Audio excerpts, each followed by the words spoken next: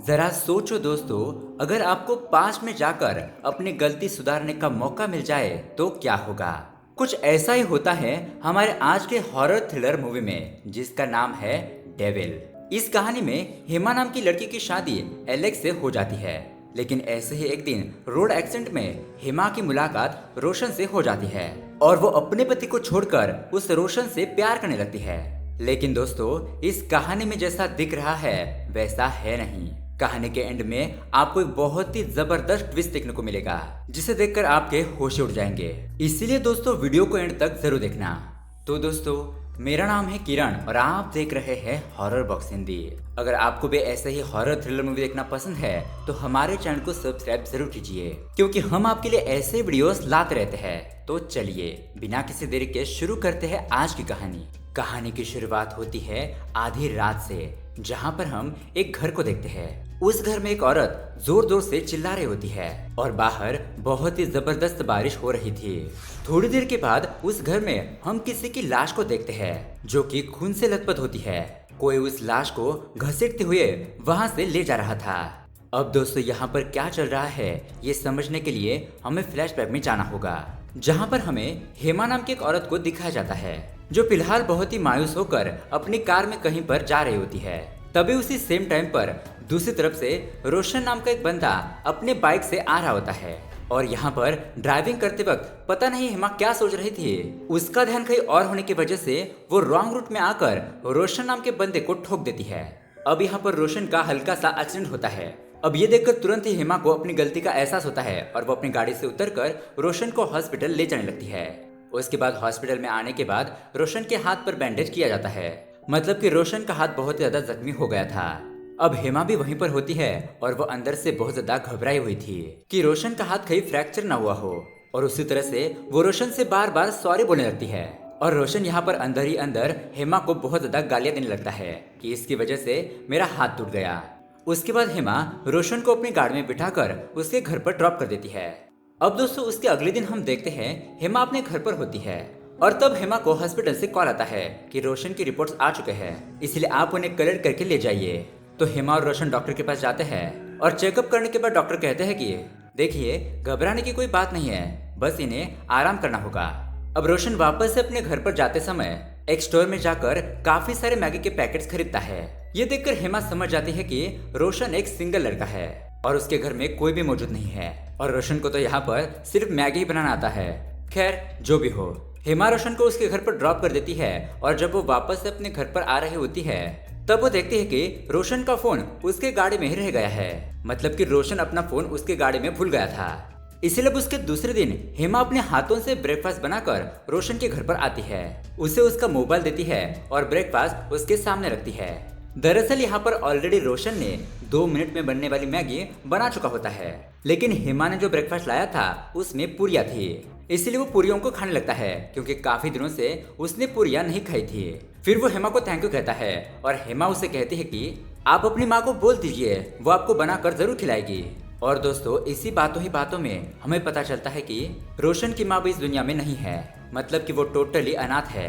खैर, अब उसके दूसरे दिन रोशन हेमा को कॉल करके कहीं पर बाहर चलने के लिए कहता है, क्योंकि उसका हाथ तो जख्मी है और इसलिए वो बाइक नहीं चला सकता। लेकिन यहाँ पर हेमा को बहुत ज्यादा गुस्सा आ जाता है। वो उसे कहती है कि तुमने मुझे क्या समझा है, मैं आपकी कोई काम वाली नहीं हूँ। इस तरह से वो रोशन को डांटने लगती है और यहाँ पर बेचारा रोशन बहुत ही मायूस होकर फोन कट करके सो जाता है। लेकिन उसके थोड़ी देर बाद हेमा को यह एहसास हो जाता है कि रोशन की हालत मेरी वजह से हुई है, इसलिए वो दोबारा से रोशन को कॉल करती है और उसे रेडी होने के लिए कहती है। ये सुनकर रोशन भी बहुत ज्यादा खुश हो जाता है। तो अब इस तरह से हेमा और रोशन किसी रेस्टोरेंट में जाकर लंच वगैरह करते रहते हैं। उसके बाद जब ये दोनों वापस अपने घर पर जा रहे होते हैं तभी अचानक रास्ते में हेमा की कार का टायर पंचर हो जाता है। ये देखकर बेचारा रोशन अपने एक हाथ से ही उस टायर को बदलने की कोशिश करता है और रोशन की मेहनत देखकर हेमा भी हल्के से उसकी मदद करने लगती है।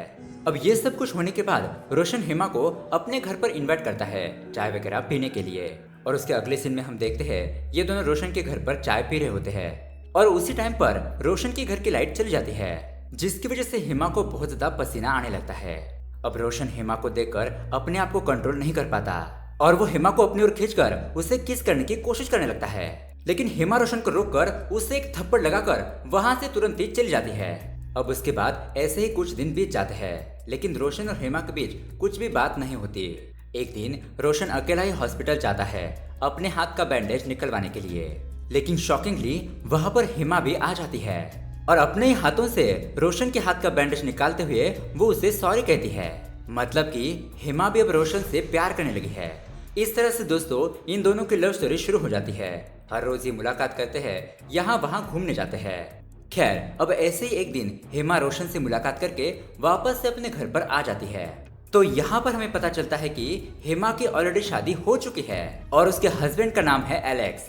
अब यहाँ से सीन जाता है थोड़ा सा फ्लैशबैक में, जहाँ पर एक दिन एलेक्स और उसकी फैमिली हेमा को देखने के लिए आती है। लेकिन यहाँ पर हेमा ये नोटिस करती है कि एलेक्स तो हेमा को नहीं देख रहा, बल्कि वो तो फोन में ही घुसा पड़ा है और ऐसा लग रहा था कि एलेक्स को हेमा में जरा सा भी इंटरेस्ट नहीं है।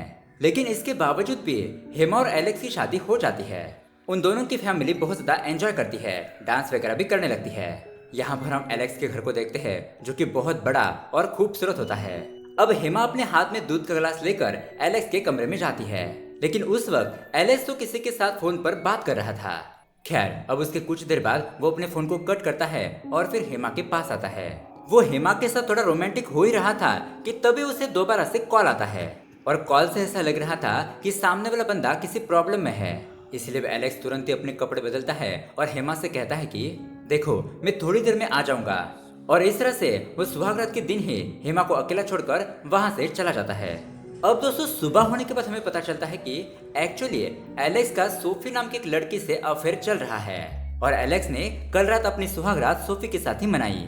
अब यहाँ पर 2 दिन के बाद एलेक्स की बहन एलेक्स को बहुत ज्यादा डांटने लगती है। वो उसे कहती है कि तुम हेमा को टाइम क्यों नहीं दे रहे हो, हर वक्त काम ही इम्पोर्टेंट नहीं है। देखो वो नई नई हमारे घर पर आई है, तुम्हें उसका ख्याल रखना होगा। इसलिए अब एलेक्स उसी रात हेमा को एक रेस्टोरेंट में लेकर जाता है, लेकिन उस वक्त भी एलेक्स किसी के साथ फोन पर बात ही कर रहा था। अब यहाँ पर एलेक्स को बिजी देखकर हेमा खाना ऑर्डर कर लेती है, मतलब कि अपने मनपसंद का कुछ मंगा लेती है। लेकिन जब वो खाना टेबल पर आता है तो एलेक्स को वो खाना बिल्कुल भी पसंद नहीं आता। वो हेमा को बहुत ज्यादा डांटने लगता है और कहता है कि ये तुमने कैसा खाना ऑर्डर किया है, मैं ऐसा खाना नहीं खाता।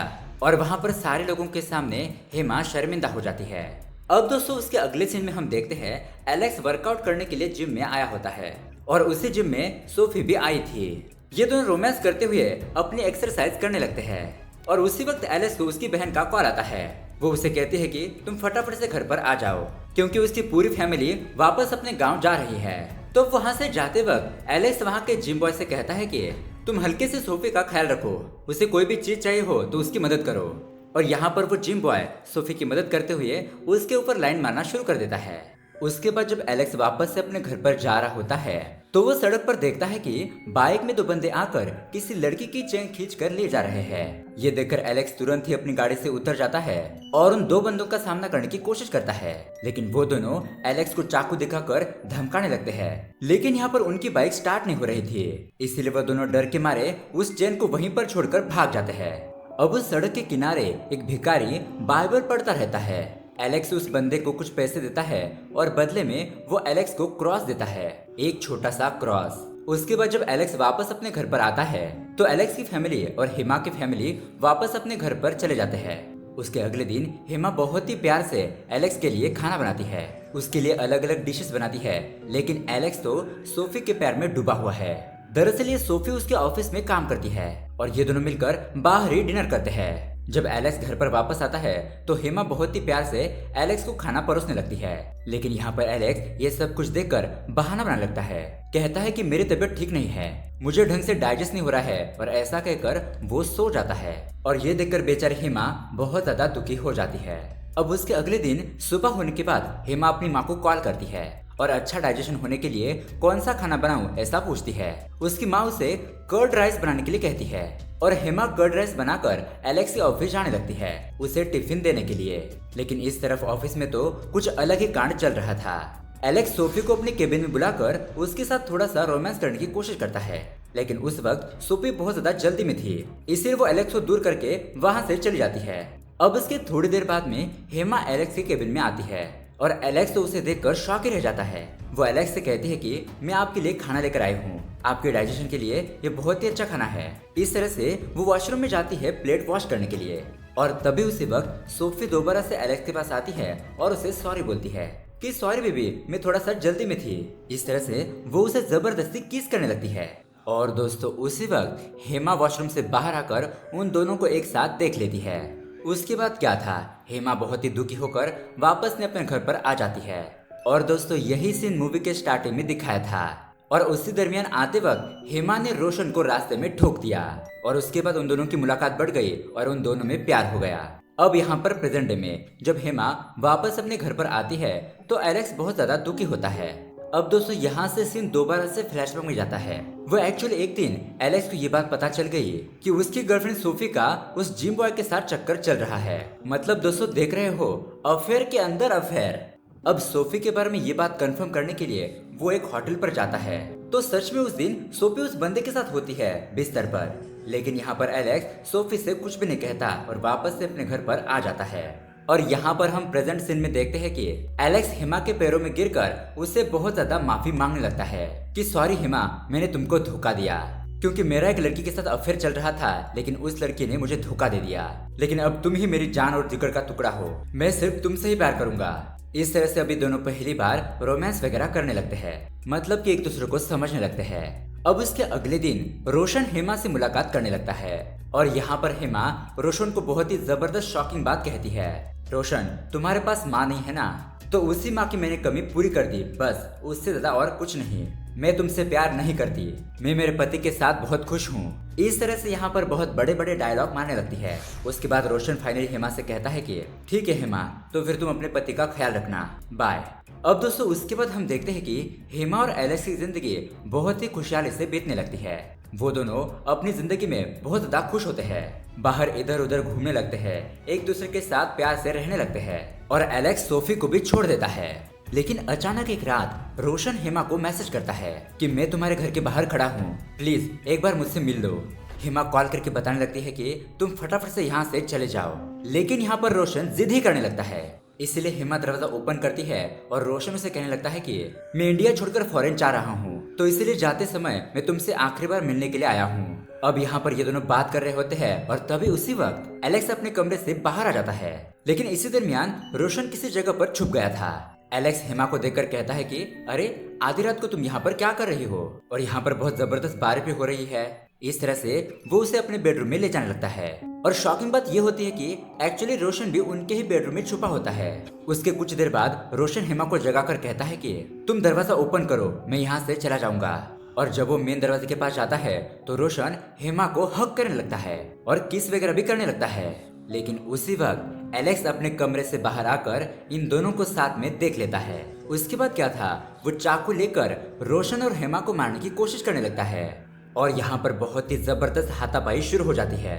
और इसी दरमियान गलती से रोशन एलेक्स को मार देता है और अपने पति की लाश को देखकर हेमा बहुत ज्यादा रोने लगती है कि आखिरकार अभी तो उसकी जिंदगी स्टार्ट हुई थी और इतनी जल्दी ही ये सब कुछ खत्म हो गया। वो रोशन को गाली देने लगती है और कहती है कि तुम्हारी वजह से मेरी जिंदगी बर्बाद हो गई। तो यहाँ पर पहले तो रोशन हेमा से कहता है कि हेमा तुम फिक्र मत करो, मैं खुद पुलिस के पास जाकर खुद को सरेंडर कर दूंगा। लेकिन उसके थोड़ी देर बाद वो हेमा से कहता है कि नहीं हेमा, हम दोनों एक दूसरे के साथ जिंदगी गुजारेंगे, लेकिन पहले हम दोनों को एलेक्स की लाश को ठिकाने लगाना होगा। इस तरह से वो एलेक्स की लाश को एक बहुत बड़े कपड़े में लपेट लेते हैं। उसके बाद रोशन हेमा से कहता है कि तुम यहीं पर रुको, मैं भी थोड़ी देर बाद ही बाहर जाकर आता हूँ। अब इस तरफ घर में हेमा अकेली होती है और उसके साथ कुछ अजीब सी घटनाएं होने लगती है। अचानक से हेमा के सामने एलेक्स के माता पिता और हेमा के माता पिता भी प्रकट होकर बहुत ज्यादा रोने लगते हैं और उसे मारने पीटने भी लगते हैं। और तभी अचानक हेमा देखती है कि एलेक्स की लाश तो हवा में उड़ रही है। लेकिन दोस्तों उसके बाद में पता चलता है कि ये सब कुछ हेमा का एक नाइटमेयर है, मतलब कि बस वो एक ख्वाब देख रही थी। अब यहाँ पर बहुत देर हो चुकी थी लेकिन रोशन अब तक वापस नहीं आया था। यही चेक करने के लिए हेमा रोशन के घर पर जाती है और यहाँ पर आता है बहुत बड़ा ट्विस्ट। रोशन के घर पर उससे एक जबरदस्त शॉकिंग बात पता चलती है। रोशन उसके लिए एक चिट्ठी छोड़कर गया होता है। उसमें लिखा था कि इस मामले को संभाल लो क्योंकि मैं इस घटना में कुछ नहीं कर सकता और मैं इंडिया छोड़कर जा रहा हूँ। और दोस्तों इतना बड़ा धोखा देखकर हेमा के तो होश उड़ जाते हैं। बेचारे टूट कर बिखर जाती है और उसी दुख के साथ वापस पैदल बाहर आ जाती है। लेकिन इसी दरमियान हेमा देखती है कि कुछ पुलिस वाले पेट्रोलिंग कर रहे हैं और पुलिस वालों को देखकर हेमा किसी जगह पर छुप जाती है। तभी वो देखती है कि एलेक्स की डेड बॉडी हेमा को फॉलो कर रही है। मतलब कि वो ऐसा इमेजिन कर रही थी। वो यही देखकर डरकर भागती रहती है और किसी जगह पर आकर बेहोश जाती है। अब उसके थोड़ी देर बाद जब हेमा की आंखें खुलती है तो वो अपने सामने कब्रिस्तान को देखती है। मतलब कि अघोरी हेमा को यहाँ पर लेकर आया था। और उसी तरह हेमा के सामने वही बंदा होता है जिसने एक दिन एलेक्स को क्रॉस दिया था और एलेक्स ने उसके बदले में उस बंदे को पैसे दिए थे। अब हेमा उस बंदे के सामने हाथ जोड़ने लगती है और वो बंदा हेमा को एक वरदान देता है। वो उसे कहता है कि बेटी, मैं तुम्हारी परेशानी जानता हूँ और मैं तुम्हें तुम्हारी गलती सुधारने का एक मौका दूंगा। ऐसा कहते हुए वो हेमा को थोड़ा बहुत पास्ट में भेज देता है। अब यहाँ पर हेमा उसी जगह पर आती है जहाँ पर एलेक्स और रोशन एक दूसरे के साथ लड़ाई कर रहे थे। इस बार जब रोशन एलेक्स को मारने ही वाला था, लेकिन तभी हेमा रोशन को रोक लेती है और एलेक्स को मरने नहीं देती। हेमा बहुत ही गुस्से से रोशन से कहती है कि मुझे तुम्हारी कोई जरूरत नहीं है, चले जाओ यहाँ से, मेरा पति ही मेरे लिए सब कुछ है। अब रोशन ये जानने के बाद हेमा और एलेक्स को हक करके बहुत ज्यादा रोने लगता है और उनसे माफी भी मांगता है। और यहाँ पर एलेक्स को भी अपनी गलती का एहसास हो जाता है। तब जाके दोस्तों इस घर की लाइट दोबारा से वापस आती है, जो हमें ये बात बताती है कि हेमा और एलेक्स की जिंदगी में जो दो डेविल्स थे, मतलब कि सोफी और रोशन, वो दोनों ही इनकी जिंदगी से जा चुके हैं और इन दोनों की जिंदगी अब खुशियों से भर गई है। और दोस्तों इसी के साथ ये कहानी यहीं पर एंड हो जाती है। तो दोस्तों ये कहानी आपको कैसी लगी हमें कमेंट करके जरूर बताइएगा। साथ ही ऐसे ही अमेजिंग मूवी देखने के लिए हमारे चैनल को सब्सक्राइब जरूर कीजिए। मिलते हैं अगली वीडियो में। Thanks for watching.